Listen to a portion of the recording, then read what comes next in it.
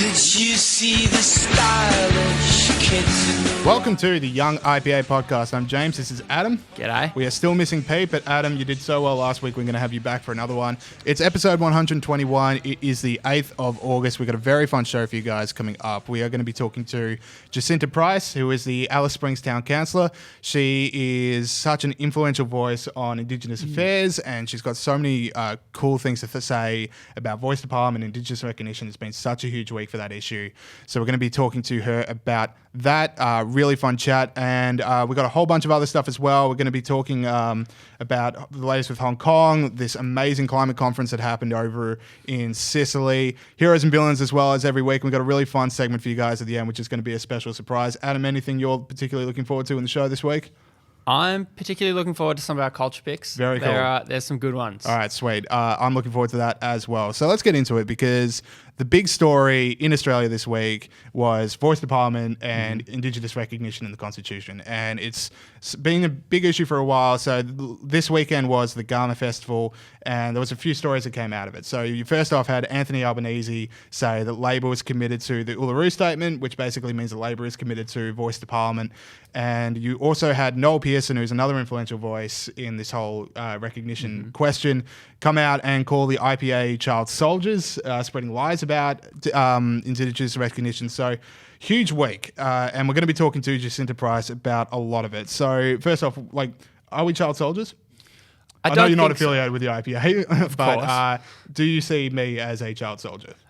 I don't think so. Right. No, it's not something that comes to mind when I talk to you. Yeah, it's this thing, because Indigenous Affairs is such a important issue. There's so many things that need to be discussed when we talk about it, and then it gets into a bit of name calling, and it just takes away from the actual issue. It really does. And so if you guys want to read more about that, there's an awesome op-ed by the IPA chairman, Janet Albrechtson. That's going to be on our website at ipa.org.au, talking about how we need to start thinking about us and them and stop thinking about two different sides of the debate when we're all thinking, I'm not, Noel Pearson genuinely cares about Aboriginal advancement and Aboriginal affairs, and he's doing what he thinks is best, and we're doing what we think is best because we also care about these issues. So it's a tough one, and there's a whole lot of emotions around a very important issue, as there would be. Yeah. But, when it gets into name calling, it's like, what's going on here? Yeah, they're totally just taking away from the actual issue, and that's not coming up with practical solutions to help anybody. Yeah, exactly. And the other interesting things that were coming out of Garma for me was and we talk about this, I talk about this with Jacinta coming up the show, which is the idea that there's a whole lot of Aboriginal people out there that don't know what a Voice to Parliament is, don't know what Indigenous recognition is, because to Aboriginal people, to some it is the biggest issue in the world, but to other people it's nothing. And there's so many other things about Indigenous affairs that we should be talking about, but the debate gets sidetracked when we talk about Voice to Parliament and Indigenous recognition, when really it's education gap and health gap and stuff exactly. like that. Real things that are affecting, real people right now. It's exactly the same whenever Australia Day rolls around and politicians get to come up and say, well, we shouldn't be celebrating Australia Day, and that gives them a free license to ignore especially on that one. affairs. It's kind of like an easy one to target. Yeah. Education gaps and stuff, they're obviously really tricky issues, and obviously we haven't solved them yet, which is why, because they're so tricky. But things like Australia Day, I think they're kind of easier issues for people to target. It's much harder to get retweets and likes on Twitter for your take on Australia Day than it is for education. Yeah, exactly. So go stick around for that interview with Jacinta, and go to the IPA website for the article with Janet Albrechtson. But we should probably move on to another story. And Hong Kong, the story's not going away. Hong Kong, it's still going. So the executive chief, Carrie Lam, recently... Chief executive, Chief executive, Carrie probably Lam. also executive chief, but the job title is chief executive. Yeah, she's up there. Anyway, she has described it as, she said, we are approaching a very dangerous situation, which I don't think anyone disagrees with. No. That's, a good point. I guess what I've been thinking, is where does Australia kind of sit in this? And that's something John Howard commented on. And he said Australia should, favour our ties with the US over our ones with China, which I think is interesting. Yeah. It's seriously not going away. There's a video, hopefully we can get it, because the original tweet I saw they took it down, and I don't know why, but there was this video of the People's Liberation Army basically warming up to head over to Hong Kong to start doing their own thing about the protests, and to be honest, like there is not a way in which this ends where there's not there aren't deaths, and it's terrifying, and it's going to get a whole lot worse.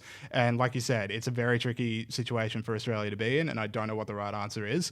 By the way, if you guys missed last week's show where we talked to a Hong Kong protester, his name's Sean. We had to keep him as anonymous as possible.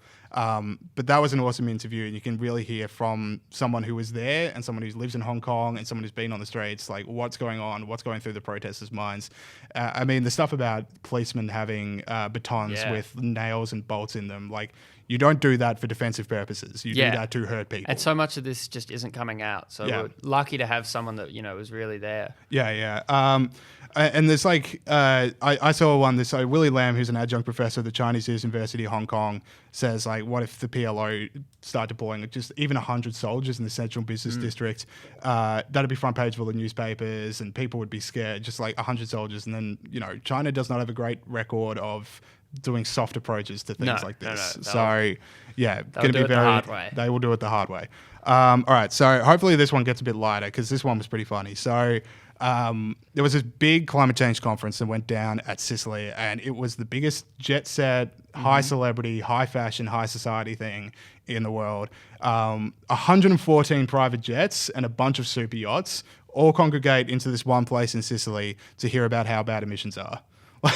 Terrible. Yeah, it's stuff like that makes me the most socialist I get, when I see the top of the top of the top get together and talk about these tiny issues that what is getting solved by Katy Perry, Orlando Bloom, and Leonardo DiCaprio at a conference in Sicily. The top minds of our time. I mean, if you want to get together all the chief climate people, then Katy Perry is surely at the top of your list. And this is the same guy that isn't going to have any more children because of his impact on. So you talk about Prince Harry there, who's like, I'm only going to have 2 kids. So Prince Harry gave the barefoot speech. Very important that he had his shoes off for it, to show how serious he was. So Prince Harry gives this speech at the Google camp, and he also would say, I'm only having 2 kids to fight climate change, but I'm also happy to go to Sicily and mix it up with these powerful celebrities just so I can get my picture with famous people. It did sound fun. Yeah. It sounded like a fun time. Really? You could not pay me to go to something like that. It would just be the worst. Coldplay did play. That would be okay. Yeah. In 2006. But yeah, true. But yeah, I guess it's kind of like, it reminds me of the climate strike at school, the school kids one. It's just kind of self-indulgent and nothing's really getting achieved. I don't know, what they think they're achieving. Yeah. But people like patting themselves on the back and feeling like they're solving big issues. Yeah.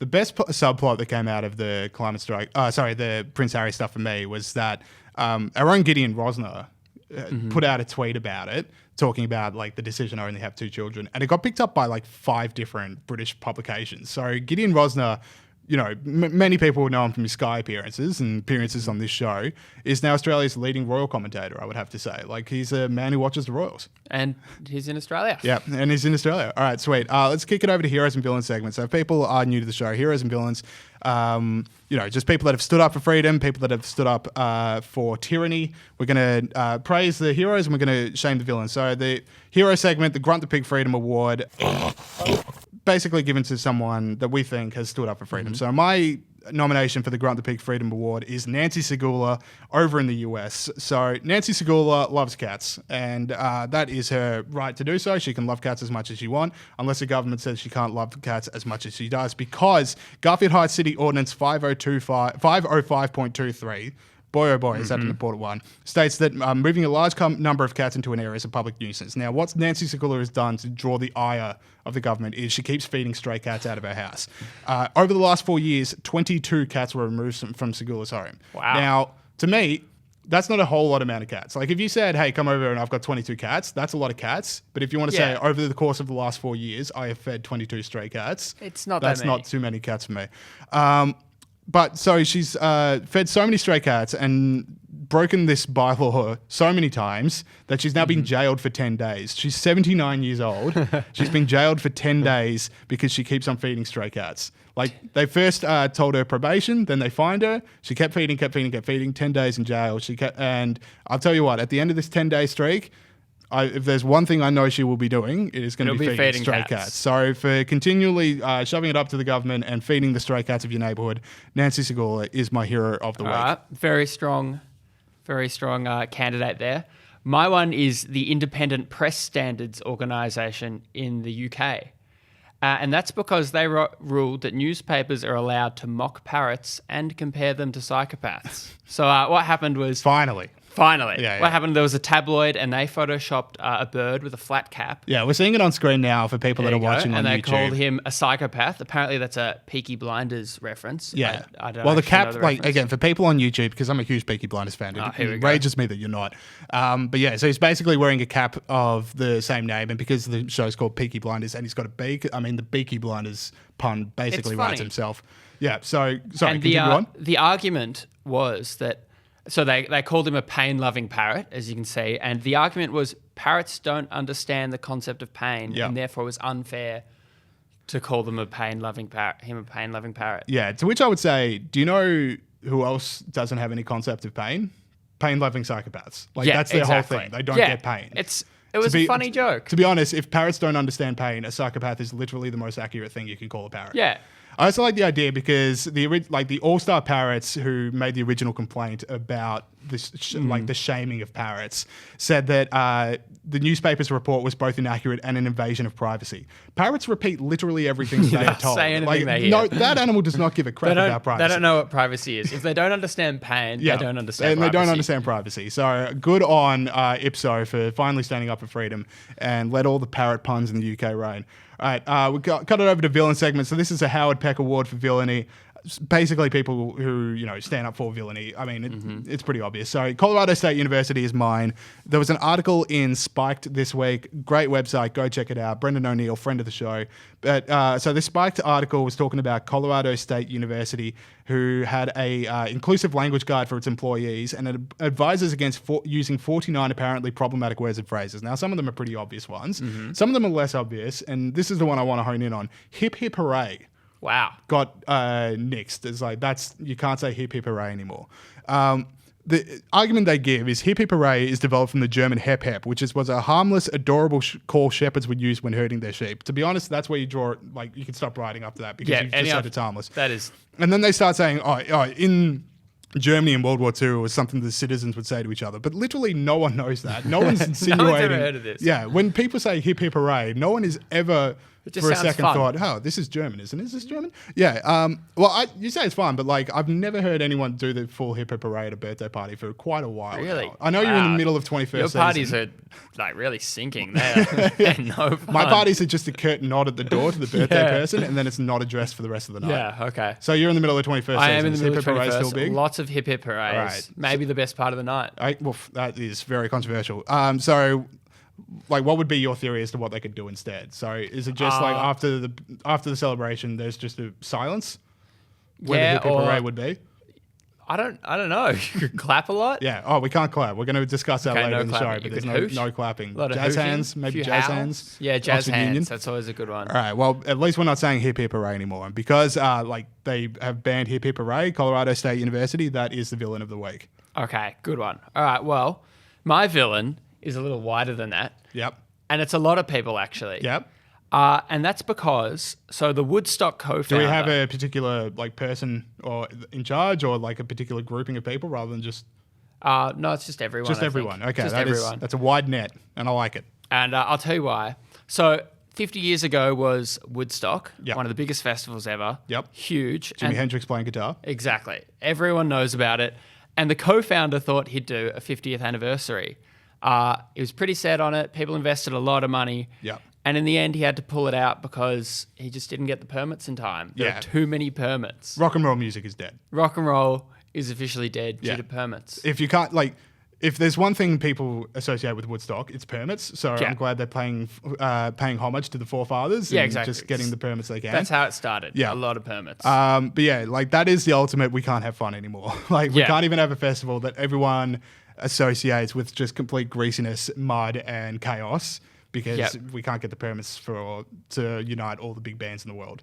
The lineup that we're going to have was incredible. It was going to be one of the best festivals ever, just like the original Woodstock. Exactly. It was going to be hard to top. But But permits. All right, cool. Fallen down. All right, so that is it for the Heroes and Villains segment this week. So we'll now go to our interview with Jacinta Price. She is touring Australia with True Arrow Events. Make sure you go on to truearrowevents.com. You can get all the details. We talk about all the cities that she's going to be visiting in the interview, so make sure you're going and checking out if you're in the area, because Jacinta is a speaker you absolutely need to hear from. All right, let's go to those interviews now. Okay, we now welcome back onto the show Jacinta Price, Town Councillor in Alice Springs. Jacinta, welcome back to the show. Thanks for having me, James.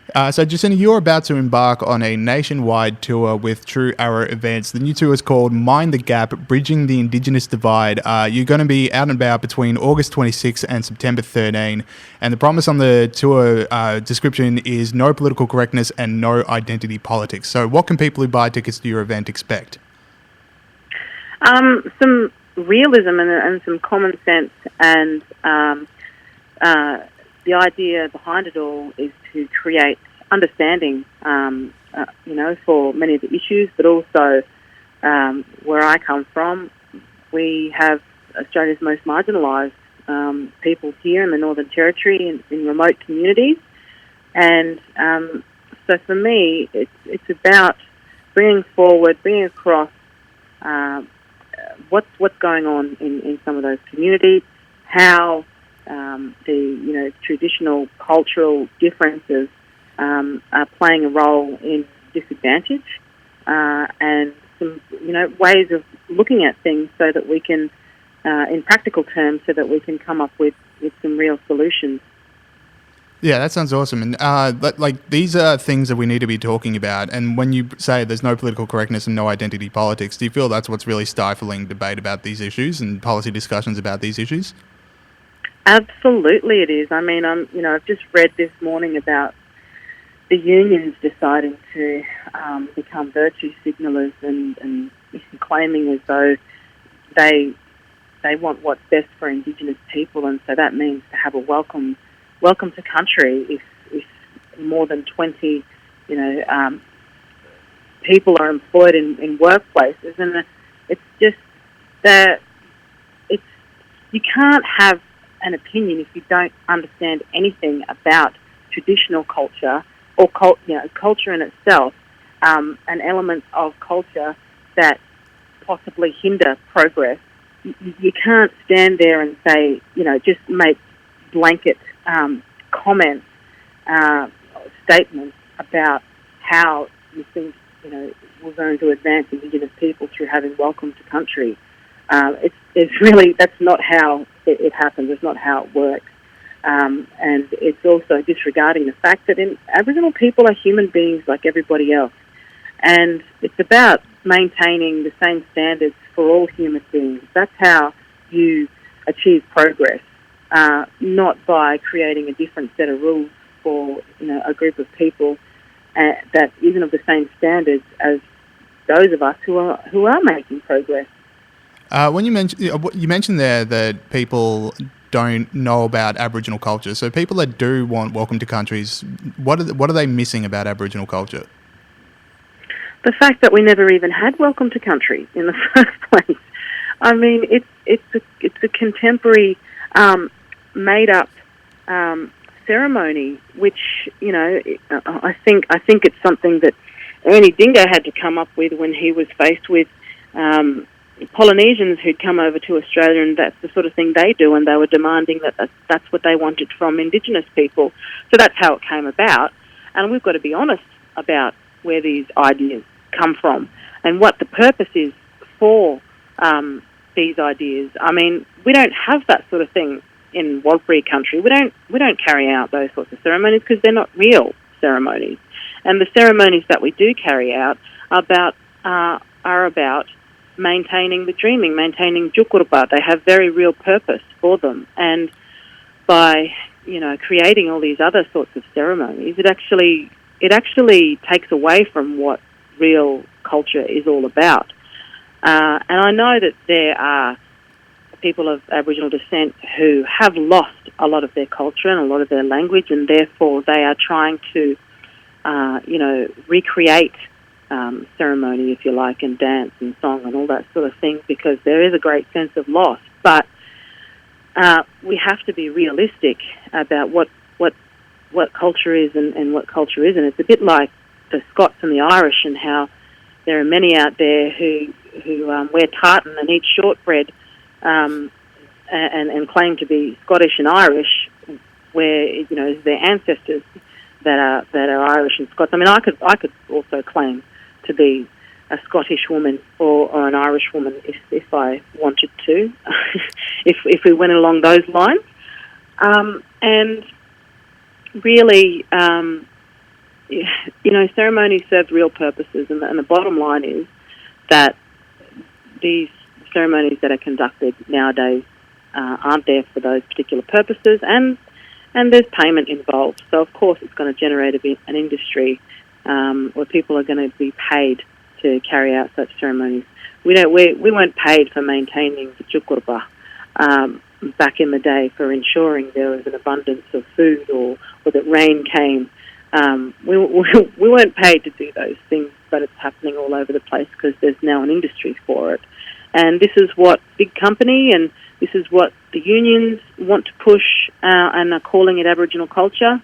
It's not Aboriginal culture. Right, that's awesome. So go to True Arrow events for details. The tour takes you to Adelaide, Mildura, Bendigo, Melbourne, Albury-Wodonga, Canberra, Sydney, Newcastle, Coffs Harbour, Brisbane and Toowoomba. So first off, do you want to say anything to True Arrow events about overbooking? Because that is a lot of different places to be going. It is quite a few places to be going. There's been a lot of interest shown. We wanted to sort of, not just do the main cities, but also some of the regional areas as well. And it is the first round of events, so we will see how it's going. But tickets are selling steadily, which is a good sign. Yeah, that's awesome. And it just shows the appetite for your message across Australia. So, let's talk about, this has been a huge week for Indigenous recognition and the Voice to Parliament debate, especially in the wake of the Garma Festival over the weekend. We had Anthony Albanese backing a Voice to Parliament at Garma. Scott Morrison on the other side, he said he would veto it, but the appetite for a Voice to Parliament and Indigenous recognition certainly remains in the Liberal Party. And you also saw Noel Pearson call out the IPA for, he called us child soldiers and accused us of spreading lies about Indigenous recognition. What do you make of where the debate is at about Indigenous recognition and Voice to Parliament? Well, I think comments like throwing the Constitution into the sea is basically going to turn most Australians off wanting to support recognition. And I don't think Australians in general are very keen to support the idea of a constitutionally enshrined voice. What I see is, and the IPA, you have a place. We have to challenge ideas. If we don't challenge ideas and we allow them just to flow through, unchallenged, then this leads to disaster. And this is what doesn't happen enough in, on the Indigenous side of things. A lot of, activists will, come up with an idea and want to push it through without actually challenging it or demanding that we understand what it actually means. Like, what does this voice setup mean? It's like we're being asked as Australians to say yes to a concept. It's like you wouldn't go to a funding body with a concept, but not yet have the business plan there. You wouldn't support, funders wouldn't support a concept without a business plan, and this is what is happening right now. The Australians are confused as to what this voice actually means. And so there are those of us, like the IPA, like myself, who are challenging it and questioning what this means and what it will in fact look like. To think that we could have another body like ATSIC that could be enshrined in the Constitution, that is a really scary concept, because we know that there is corruption and misspending of Indigenous funds in organisations, and quite often organisations aren't necessarily held to the same account as non-Indigenous organisations for the misuse of funds.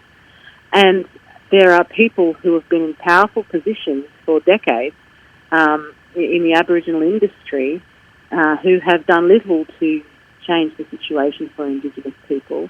And for me, I fear that the concept of this voice will just embed these people in those positions of power further without really achieving anything for people on the ground.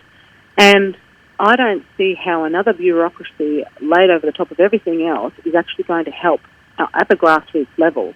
If we want to get serious about making change, that's where it has to happen, at the grassroots. It's almost like another top-down approach. And it's also pushing the lie that Aboriginal people all think the same, that we all think the same, and it disregards the fact that we're all individuals, we all think differently. From town to town, we have a different set of issues that need to be dealt with in a localised fashion. Yeah, that's my view with Voice to Parliament as well. It's just like, obviously the one side is the loose framework that we have to work with already, but the second side is, I think it's so weird to assume that there's one sole Aboriginal view on any policy issue, which is what the Voice of Parliament sort of suggests. Like, oh, this is the Aboriginal perspective on this policy, and this is the Aboriginal perspective on this policy. Why? That just doesn't seem right to me. No, that's right. I mean, if legislation comes through, does the Voice then go out and consult, like constantly consulting with as many Indigenous people on the ground as possible to form one viewpoint and come back with that one viewpoint? Like, it still doesn't outline what it's supposed to do. And and if you don't agree, I mean, we've seen how I get attacked. We've seen how people like Warren Mundine and Anthony Dillon. Yeah, Anthony Mundine's also been attacked, but for probably more worthy reasons in his time. He's been attacked also.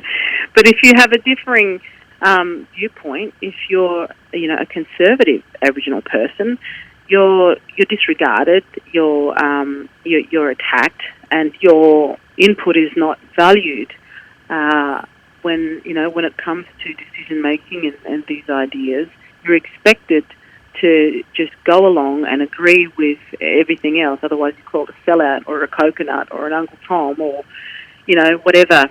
And that's not healthy. So there's no encouragement for robust debate amongst ourselves either. And will this voice be that body that sort of oversees everything and then demands everybody's loyalty? You mentioned before how this is like a top-down solution for, a top-down approach to Indigenous affairs. One thing in Anthony Albanese's press conference with Sky News that I thought was really interesting was he compared the Voice to Parliament debate to what was going on with the Kevin Rudd apology debate, sort of equating like, hey, that was a really significant time in Australian history. And I suppose it does have a cultural moment, but it also didn't solve anything. I mean, there's still problems in the Aboriginal community. There's still a gap, and the apology seemed to be just a sort of a statement where no one had to do anything afterwards. Exactly. And the other thing is, while it was an apology, and particularly to children who were removed from their families, what about those who weren't removed, that now are the most marginalised Australians, who still have their language and their culture, who live in utter dysfunction? What about them? What was ever achieved for them? As far as I can see, nothing has been achieved. So, again, this voice is going to ignore them, because this voice is going to be made up of individuals who are not much different to their fellow non-Indigenous Australians who have had an education, who have had the privileges of being able to, have a job, work their way through to powerful positions. So, I don't see an Indigenous person from a remote community whose first language isn't English sitting in one of these positions of power, making decisions. I don't see great support for that from those who have held those positions of power. And again, as we've seen, nothing's really come about from the apology. No significant changes have come about, and we still haven't forgiven. So we haven't turned around and, performed the other part of healing, which is to forgive what's occurred in our country's history and move forward. So we're stuck in one place, which stands to reason why we haven't solved a lot of our problems. Right, so that's the voice to Parliament side. Now, there's a lot of people that really support Indigenous recognition but don't support voice to Parliament. So do you have any thoughts about Indigenous recognition in the Constitution itself? I think it's doable. Again, it's not a pressing issue because it's not necessarily going to be problem solving. If it is somehow put forward and it's hand in hand with some practical ways forward as well, I think it can work. I think it's reasonable to recognise the fact that Indigenous people that we were here before British colonisation, but I don't think it is a pressing issue in comparison to some of the more critical issues that we're faced with. Yeah, that was another thing that I saw coming out of Garma, was the idea that many Indigenous Australians, especially from remote communities, haven't even heard of the Voice to Parliament debate. They don't really know what Indigenous recognition in the Constitution is. So is this more like, this is much less a widespread issue than we think it is? Most definitely. In remote communities, people are trying to get on with their day-to-day lives. They're dealing with, family members who are faced with family violence, with preventable illness and, bad health and very little educational opportunities. They're dealing with really important issues and they're not necessarily on board. They're not debating or talking about the voice or constitutional recognition. This is very much these are very much urban topics. Right. Jacinta, you recently contested the seat of Lingiari, and while you did a much better job than anyone expected, you were very, very close. Labor was still able to hold on. So why does Labor have such a stronghold in this seat? Because there is criminal-like behaviour that goes on during mobile polling. I've seen, and others have seen, sorts of things that go on, like handing a voter a $5 note with a how to vote. Where we were in one community and there was a loudspeaker community announcement going across the whole community, telling people in language to vote for Labor, that was running all day. I was told by a local there that unions had sponsored the radio station in order to ensure that those messages were being broadcast across the community all day.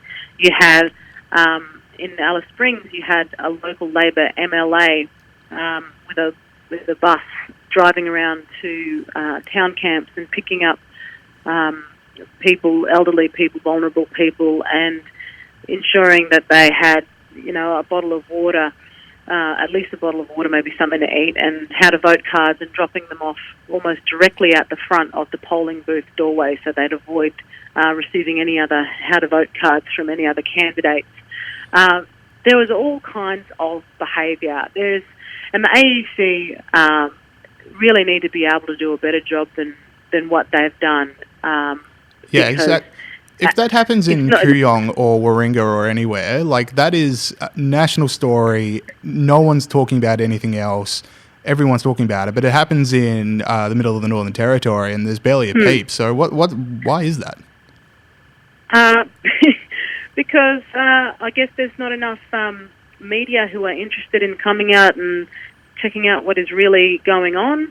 It's sort of out of sight, out of mind. These are very remote places where this behaviour they can get away with this kind of behaviour. They've been doing it for 3 decades now, and they went particularly hard this time around. For example, I think one community, Labor won 95% of the vote, which is outstanding. I mean, make a North Korean dictator blush, knowing that that's the percentage of vote that had been won in some of these communities. And there was one case where a woman had turned up to a voting booth. Well, she was sitting in the car outside. The husband had gone in to demand her voting slip, and she had been beaten up by her husband. And there are often women who are pressured on how to vote by their husbands. There's all kinds of atrocious things that go on. It's like there's one standard for the bush, these remote communities, and there's another standard for the rest of Australia, and that's not good enough. That, in my view, is what real racism looks like, and that needs to stop. And I don't know how some of these Labor people can sleep at night knowing that these sorts of behaviours can go on in the bush. All right, Jacinta. Yeah, sorry. No, sorry.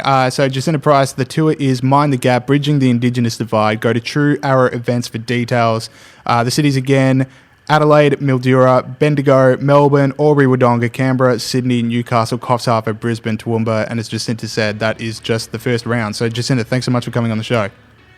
No problem. Thanks for having me. Okay, thank you to Jacinta Price for that awesome interview. So many things coming out of that. So, just awesome stuff. She's such a cool thinker. Make sure you're getting to the events and follow her on Facebook because the stuff that she posts is awesome. And it's important to give her a lot of support because she does, as she said in the interview, she does get a lot of trolls and she's a voice that needs to be heard. So make sure you're getting around her. Make sure you're going to the events because we need people like Jacinta Price in the national debate. All right, let us go through some culture picks. And this seemed to be dominating the internet for about 3 days, but it's this clip from the Democratic Socialists of America. It's their national conference. Mm-hmm. Now, the Democratic Socialists of America, we talked about it in Hay a few weeks ago. They are becoming very, very powerful. Like, the membership is growing exponentially. But I watch stuff like this, and I think if they're ever going to take over the US, then their meetings need to run a little bit smoother. So, can we play the clip now? Great. Quick point of privilege. Quick point of personal privilege. Yes. Guys, first of all, James Jackson, Sacramento, he, him. I just want to say, can we please keep the chatter to a minimum? I'm one of the people who's very, very prone to sensory overload. There's a lot of whispering and chatter going on. It's making it very difficult for me to focus. Please, can we just, I know we're all fresh and ready to go, but can we please just keep the chatter to a minimum? It's affecting my ability to focus. Thank you. Thank you, comrade. Okay, is there a speaker against name, chapter, pronoun? Point of personal privilege. Yes. Please do not use gendered language to address everyone. Okay. Lord help the next person that uses gendered language around that second guy. Like, that was a man angry. outraged. My favorite bit, if you look closely in the video, is the jazz hands. Yeah, this was new to you. You were talking about it off I only air. just found out about this. Yeah. So jazz hands, for people who don't know, it started at like this Oxford University Students' Conference a year ago or so. But they wanted to outlaw clapping because it was freaking out people, apparently. So Sensory overload. Sensory overload. So from now on, when you want to applaud something, or apparently if you have like a point of personal privilege, whatever was going on in that meeting, you just need to do jazz hands instead.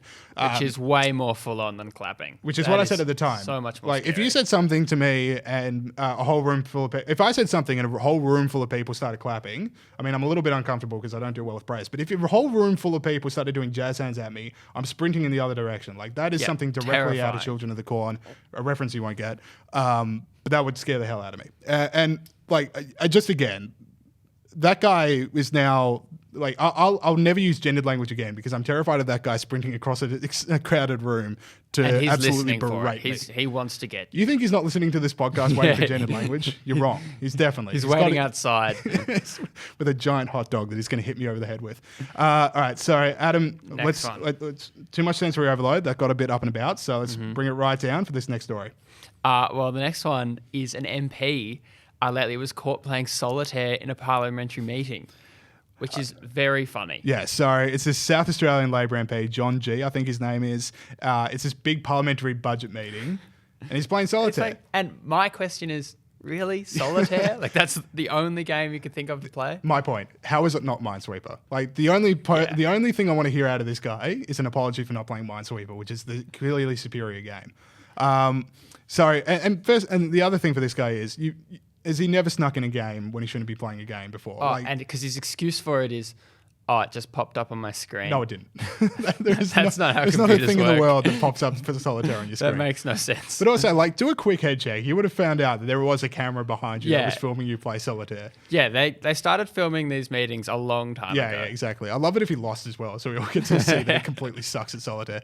All right, final story before we're going to cut to our very special segment is the ATO. So the Australian Tax Office, they love raising taxes, and the ATO will increase the tax on beer by 21 cents per litre on draft beer and 30 cents a litre on stubbies, cans, and long necks, which for me is the start of mainstream libertarianism in Australia. Because I don't know about you, but every one of my friends who ever comes back from overseas, the first thing they comment on is how cheap booze is overseas. Because in Australia, it is wild. The stats here I've got, there's a study coming out of the University of Adelaide. Australians pay around 18 times more beer tax than Germany and 37% more than Britons and 8 times more than Americans. So, like, Australia's already taxed out of its mind on beer, and it's only going to get worse. Yeah, I think this is how we finally get everyone over onto the libertarian side. It's the one thing, like, because everyone can agree on. All of my friends are socialists, but the one thing they will get riled up on is why do we pay so much in beer tax? Yeah. And for me, like, I only drink spirits, so this really doesn't actually affect me that much. But I'm just glad to bring more people into the fold. See, I am a beer drinker, and as we said, it's 21st Stubby's Adam, we call season, you. and it is killing my bank account. If they put it up anymore, we're going to have to cancel 21st. Oh, no one wow. can have a party anymore. Well, It's too expensive. Well, that's going to stink. But, you know, part of his eye sensory overload, and there is a whole lot of clapping at 21st. There's a lot more, and you can't hip hoorays. You can't hip hooray anymore. There's a lot of problems with 21st. Yeah. I think they're bad. We should cut them out. So, well, maybe, like, if we increase taxes and get rid of 21st, like, we're going to get rid of a wider societal problem. Yeah. All right, cool. Adam, once again, you've been an absolute star. So stick for having around. And on the other side of this, SoFox, give them a plug. What's the name of the EP? SoFox, our EP is called The Clean Cut. Go check it out. It's everywhere. Yeah, it's Spotify. It's really awesome stuff. So on the other side of this is going to be our brand new segment.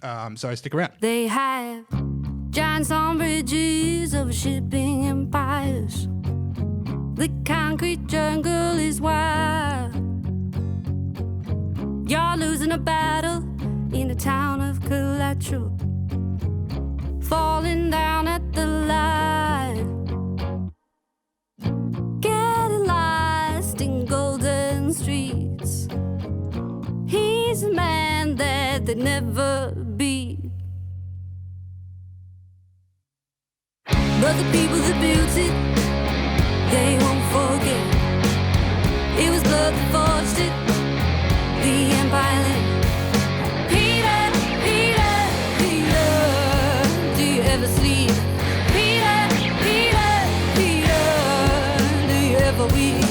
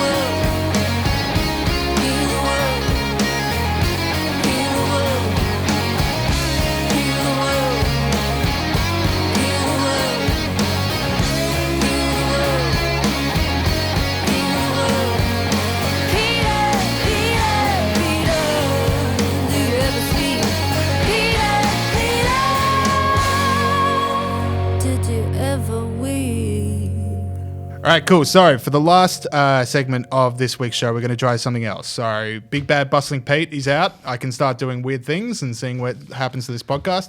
So I thought it'd be fun to bring in a quiz. So we've got 2 IPA staff members who are joining us this week for the quiz. We have Director of Policy Gideon Rosner. Welcome back to the show. Great to be here as always. And we also have Production Coordinator of Climate Change and Facts, Dave Vonage. Welcome back to the show as well. That's just a curtain nod.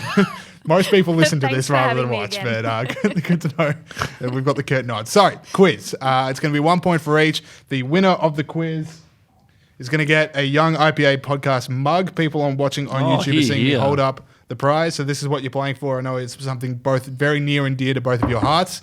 So we're going to go through 10 questions. There's going to be a who am I as well. Anyone can win, and best of luck to you both, especially Dee, because I know Dee has been battling the flu. Correct. And she's also been battling assignments. So we should have a handicap, but we don't, because this is a free market think tank. We don't believe in handicaps. So, all right. So you guys ready to go? Absolutely. Any further questions you have for the quiz And our master? buzzer, as I understand, is our name. Good call. So the buzzer is your name. So I'll just go with whoever's name are here first. So let's get a quick buzzer check. Gideon. Okay. D. Okay, cool. I can do that.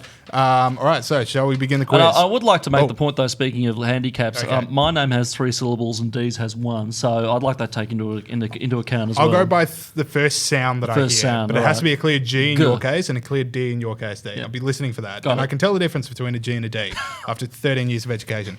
All right. Let's start the quiz. So, question 1. Peter Gregory's nickname among his friends is Rexy. Why?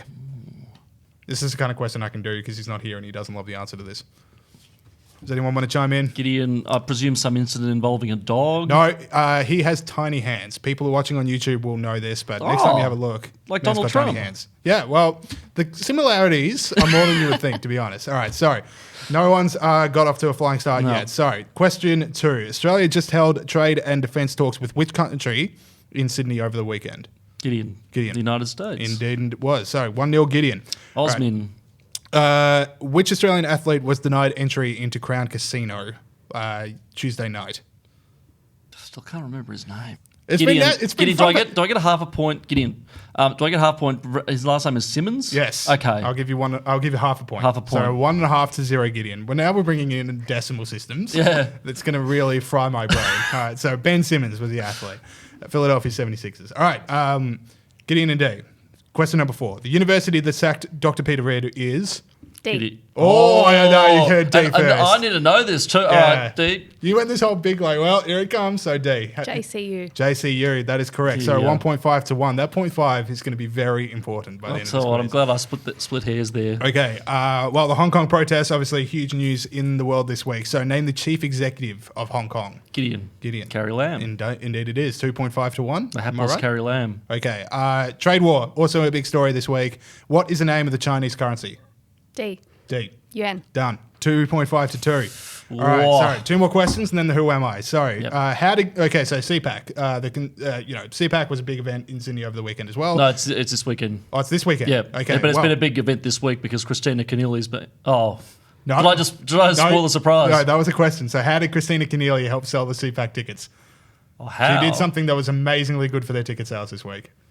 Gideon, she slagged off the conference in a German indeed. speech. She made called for Raheem Kassan to be denied a visa because he was being taken to the thing. And they continued to bleat about it. I mean, this is amazing. This is, she thinks she's on some sort of winner here, but all she's done is say, I tried to book a ticket. Yeah. I couldn't get into the dinner. Exactly. So, yeah, thanks, Christina Keneally. I couldn't go to the dinner because of you. Okay, cool. So what? And then final question for this round. So what year was the IPA founded? D. 1943. Correct. Another thing All I right, should so know. I think Gideon is up by 1.5 points. I've got a pen, so I haven't been marking down Something the like score. that. I'll accept that. Let's go with that. You happy with that, D? Okay. I wasn't counting you. Well, we got a who am I? So This isn't exactly sale of the century. Anyway, go on. Hey, Yeah. this is better than Sailor Century. That's I can have true. a dream of being. All right, so Gideon up by 1.5 points. So who am I? So for 5 points, anyone can win this. So for 5 points, who am I? I was born in June 12, 1962. You get 1 point off for wrong answers. Yep. So be careful with them. Nope, nothing so far. Nothing so far. D? Nothing. All right, 4 points. I'm a clinical psychologist. Gideon. Jordan Peterson. Done. All right, we have a winner. Which one was yours? Because I've drunk out of one of these. So That's all right. All right, have this one. I'll get it sanitised. Okay. Either way, I've touched them both, so you need to get it sanitized. Gideon is the winner for the mug this week. Thank you very much to D for playing along. So, Gideon, you're our reigning champion. We'll have you back next week to take on another challenger here from the IPA. To defend my mug. To defend the mug. The mug needs defending. All right. So that is it for the show this week. Thank you to Gideon, D. Thank you to Adam from SoFox. Check out the EP on Spotify and all those things. Thanks again to Jacinta Price for a really awesome interview about Indigenous Affairs. Make sure you're going to truearrowevents.com to figure out if she's speaking near you and to book some tickets. And thanks so much for everyone for listening. So we're available on all good podcast platforms. We're now on YouTube as well. So go and subscribe on YouTube if you prefer to listen to podcasts through that format. Go to the IPA's YouTube channel. You can subscribe there. If you are listening through Apple Podcasts or iTunes, make sure you're leaving us a 5-star review. It helps us climb up the rankings. And if you are listening at all, make sure you're telling your friends and family about the show so they can listen as well. See you guys next week.